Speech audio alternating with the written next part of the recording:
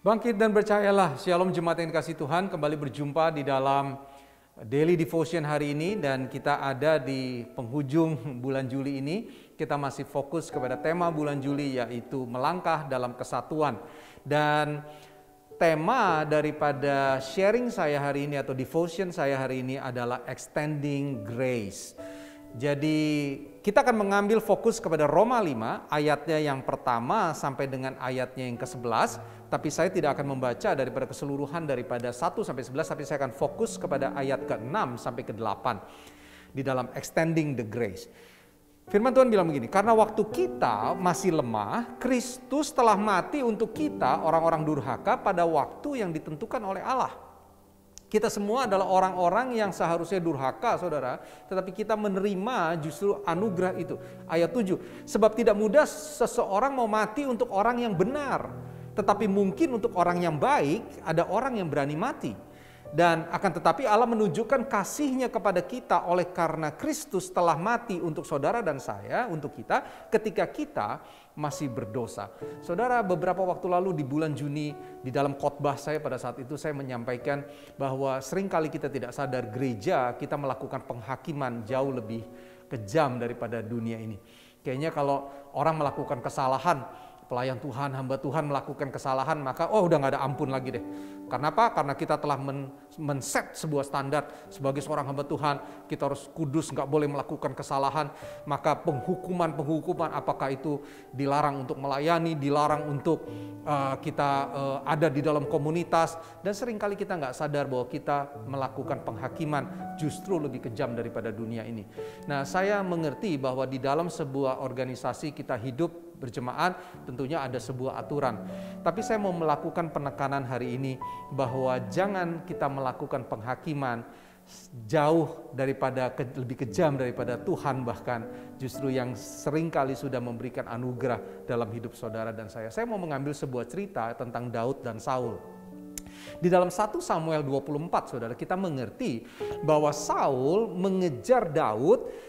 Saul ini siapa, saudara? Saul ini adalah mertua daripada Daud sendiri. Dan Saul ingin membunuh Daud karena sakit hati, saudara. Ya, karena cemburu, iri hati, kesal, dan itu sudah mendarah daging sehingga dia mau mengejar-ngejar Daud pada saat itu. Di 1 Samuel 24, Daud memiliki kesempatan sebenarnya untuk membunuh daripada Saul.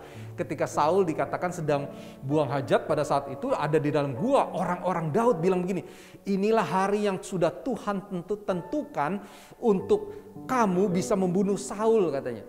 Saul sudah berbuat jahat sama kamu. Ini waktunya untuk kamu bunuh Saul. Dan Tuhan, orang-orang di sekitar Daud, perhatikan, mereka pakai kata Tuhan menghendaki hari ini untuk kamu bunuh dia. Tetapi Daud sebagai seseorang yang menerima anugerah Tuhan, saudara, dia tidak melakukan penghakiman itu kepada Saul. Justru pada saat itu dia hanya potong punca jubah, ujung daripada jubah Saul pada saat itu. Dan dia bilang sama Saul di dalam percakapannya, engkau tahu bahwa sesungguhnya hari ini kalau aku mau membunuh kamu, aku bisa melakukannya.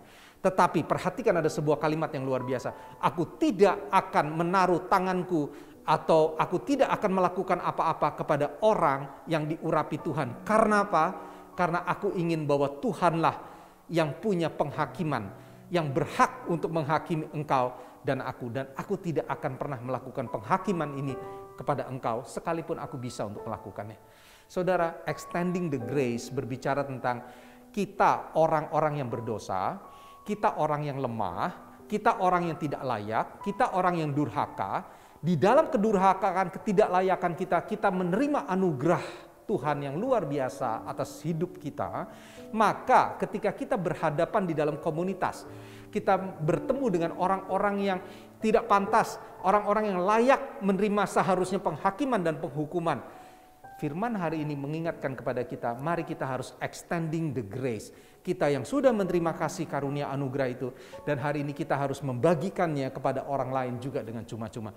Untuk itu, saudara, firman yang sama hari ini, ketika engkau menjumpai orang yang lemah, ketika kamu menjumpai orang yang melakukan kesalahan, sebagai orang yang tidak layak itu kita, marilah belajar mengambil sebuah komitmen untuk memberikan grace atau anugerah itu kepada orang lain.